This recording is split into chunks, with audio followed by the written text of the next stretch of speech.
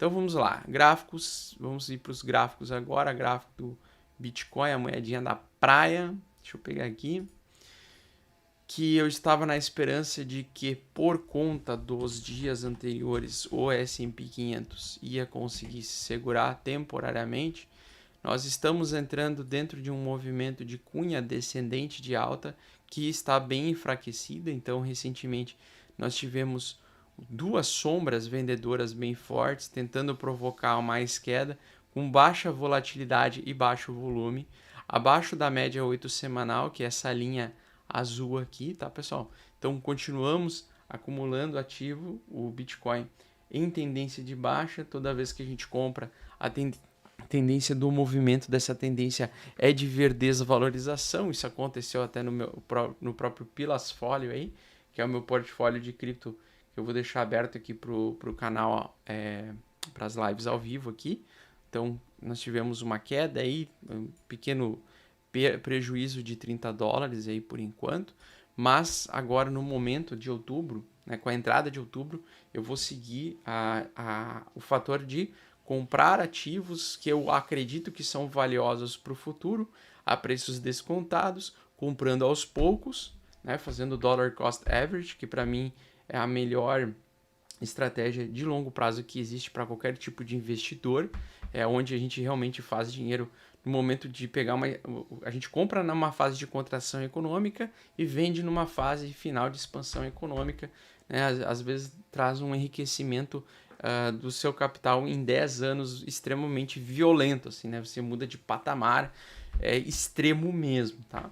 E logicamente a gente, dentro do contexto que nós estamos, né, com os PMIs dos vários países vindo abaixo de 50, da zona do euro, dos Estados Unidos, mostrando contração econômica de fato acontecendo, a gente vai ver então de forma um pouco mais tardia o balanço de várias empresas americanas vindo bem abaixo do esperado, o resultado de várias empresas também fazendo com que aumente o número de demissões. Isso tem que acontecer ao longo do tempo, à medida que a taxa de juros vai sendo elevada, pois o Banco Central ele quer fomentar a recessão econômica, né?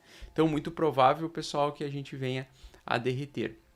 O Ethereum Delamay, ele está fazendo um movimento que a gente chama de arame farpado, onde você coloca a patinha, você vai... Aí eu vou entrar aqui. Ai, machucou, ai, minha patinha. Então, você não pode entrar alavancado em períodos em que você vê um padrão de arame farpado, né? Você olha o gráfico, o movimento do preço, ele tem grandes compras e grandes vendas no mesmo dia, né? Então, de um dia para o outro, ele teve uma grande compra e uma grande venda. No outro dia, outra grande venda e outra grande compra. No mesmo dia, né? Então, nós temos basicamente um arame farpado, né? E esse arame farpado, ele é uma acumulação, uma zona de distribuição para o preço continuar caindo, né? Ele é uma briga de zona de preço dentro desse suporte. Por que o Ethereum ainda não derreteu forte, né? Porque ontem, pessoal, aconteceu uma coisa que eu não gostaria de ver, tá? Eu tinha me empolgado com essa barra de reversão, tá? E nessa barra de reversão, eu acreditei que o mercado ia acontecer aquilo que eu chamo de o smart money jogar o preço na direção oposta ao que todo mundo pensa, né? Fazendo um bear trap no suporte de 3.600 pontos. Então, 3.600 pontos, pessoal, é um suporte extremamente relevante para o mercado. Tá? E se ele for perdido, nós vamos visitar o próximo suporte, que é lá embaixo, 3.200. E uma queda de 1%, 2% no S&P 500 significa uma queda de 10% no mercado de criptomoedas, tá? Porque no mercado tradicional, nas 500 maiores empresas dos Estados Unidos, ela meio que movimenta grande parte da economia junto com o sistema imobiliário americano. Então, são dois fatores que a gente vê que estão sofrendo muito. Primeiro, o setor imobiliário americano está chegando a níveis de subprime americano, com alguns bancos ofertando até financiamentos sem a necessidade de você dar uma entrada. Então, você faz financiamento de 30 anos, uma hipoteca de 30 anos para você pagar, e você não precisa mais nem dar a entrada, né? Então, já está começando a ter muita dificuldade de compra de imóveis lá nos Estados Unidos, e isso já está impactando negativamente ao extremo. Isso é um sinal comum de acontecer quando elevam a taxa de juros, pois a taxa de manutenção de empréstimo de longo prazo é muito cara, é impagável para muitas pessoas. As pessoas têm medo de tomar empréstimo e não conseguir cobrir o pagamento da hipoteca. Então, por isso que tem menos compradores de casas lá.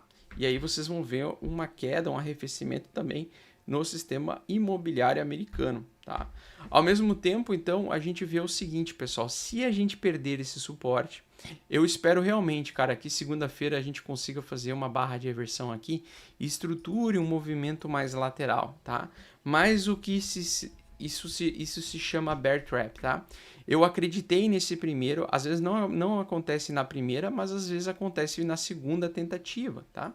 Então pode ainda acontecer um bear trap. Então, se acontecer um bear trap na semana que vem, abrir esse outubro com alta, né, com o mercado meio que precificando, tá bom, veio a inflação descontrolada, eles vão ter que aumentar a taxa de juros, mas nós já estamos preparados para isso e tudo mais.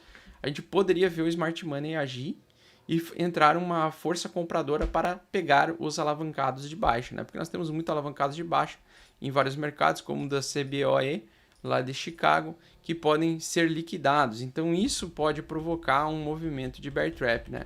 Porém, se não acontecer o bear trap, aí fudeu, até porque daí vai abrir uma nova pernada de baixa longa e, lógico, vai ter mais oportunidade, mas vai ter muito mais sangria também, tá? Então a gente vai ver o seguinte, se ele perder esse suporte 3.600, se manter abaixo dele, voltar a esses 3.600 como resistência e ele começar a provocar resistência nessa região, ou seja, o preço não conseguir passar essa região, nós vamos ter uma nova pernada de baixa até os 3.200. Tá? O tamanho da perna vai ser o dobro dessa perna aqui. Tá? Muito comum isso acontecer. E aí, lógico, lá no futuro pode ser que ele consiga fazer uma retração, mas também trazendo mais queda para frente, uma terceira pernada talvez, dependendo da força, isso tudo vai depender da força da recessão que vai acontecer, tá? Então, o pessoal tá falando, ainda não é recessão. É recessão sim, caralho, já é 3 trimestres que o PIB vem negativo, tá? Então é recessão essa porra, PMI tá vindo baixo, não fica mentindo para ti mesmo, tá? Nós estamos em fase de contração econômica, não fica tentando imaginar muita coisa, mas sim seria muito importante para nós conseguir segurar, fazer um bear trap aqui, né? Se ele avançar em alta na segunda-feira e voltar para dentro dessa região, se mantendo acima dos 3.600, seria muito bom, porque isso daria um respiro para nós nos mercados voláteis, isso traria um pouquinho de alta para Bitcoin, o Bitcoin poderia chegar aos $25.000, poderia trazer alta para o Ethereum poderia bater os $1.600 de novo, ou talvez até $1.800, traria um período de sossego, de respiro. Se ele perder essa região, cara, é suporte mensal, aí fudeu, né? Beijo da morte confirmado. Então, olha o mensal dele, que coisa bizarra, né? Se ele perder de fato e não conseguir se recuperar rapidamente no mês de outubro, né, não fizer o bear trap, né, a gente vai evoluir para uma sequência de mais vários meses de baixa, podendo chegar aos 3.200 ou até mesmo mais profundo do que isso, podendo chegar a níveis de Covid, tá? 2.800 pontos, uma retração econômica violentíssima, né? Nós poderíamos literalmente dobrar esse canal aqui, mensal, tá? Para baixo. Então a gente pode trazer até os 2.800 aí uma retração econômica extremamente agressiva. Aí vocês me perguntam, eu acredito nisso? Cara, eu acredito que pode acontecer isso, tá? Porque todo o contexto econômico, né, tudo que a gente fala aqui de geopolítica também, tudo isso pode trazer qualquer coisa, um cisne negro, um crash, tá?